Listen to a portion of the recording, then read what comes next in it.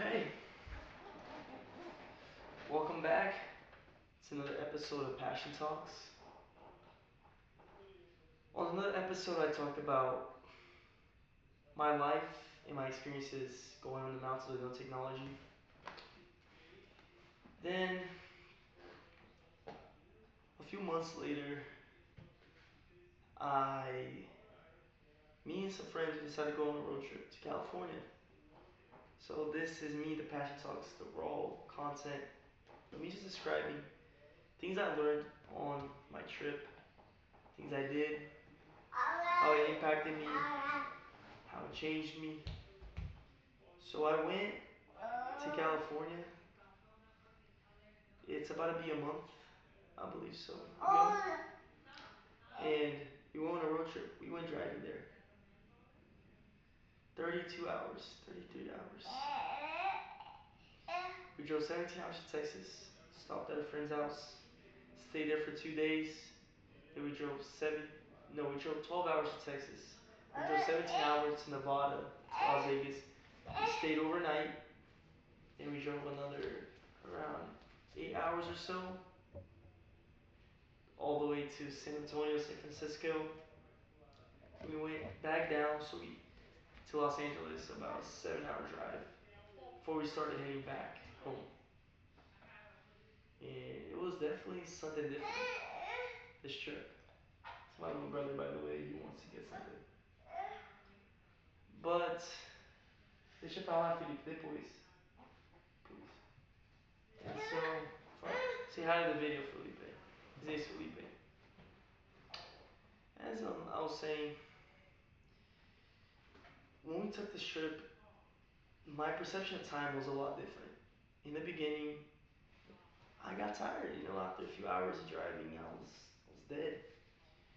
But as you get stronger by working out, you get faster, you get more endurance by running. As we drove for all these hours, our perception of time started to change. Like the biggest thing that I really got from this trip was really building endurance in my perception of time. Be able to withstand long distances, understand that sometimes things just may be boring. Sometimes you may spend hours with no intention. I feel like it's okay sometimes. Of course, you need to have goals. You need to have things that you want to do. Always be chasing them. But sometimes you may be at a stop, and you gotta understand when it's that time. You gotta understand that maybe it is time for you to take a break, for you to wind down. As we drove 17 hours, my perception of time, my endurance wasn't that good yet. I still wanted to get to places faster. I still really was asking, when are we getting there? When are we getting there? But by the time that we went from Texas to Nevada and finally to San Francisco and San Antonio, I realized that I had built that tolerance. That what we're doing is a goal, it's an accomplishment, at least in our hearts. We didn't need a prize.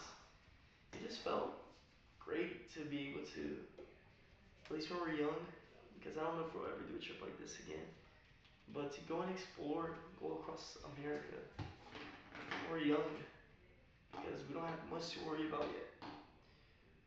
College is coming up soon, and right now we don't have to worry about bills to pay, kids to take care of, except my little brother and the rubbish cubes.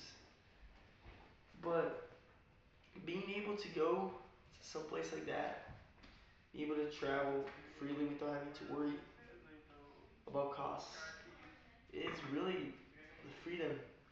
And I guess it goes to the second point. Besides the perception of time, it really incentivized me that it made me have a stronger pursuit of having the freedom of wanting to do whatever I want.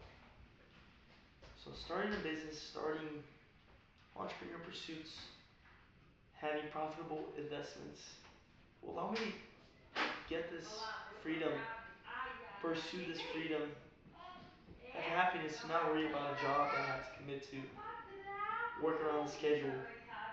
But I can work around my time, around my schedule, and travel whenever I want. And that's what I want for my life. To be honest, I don't know yet what I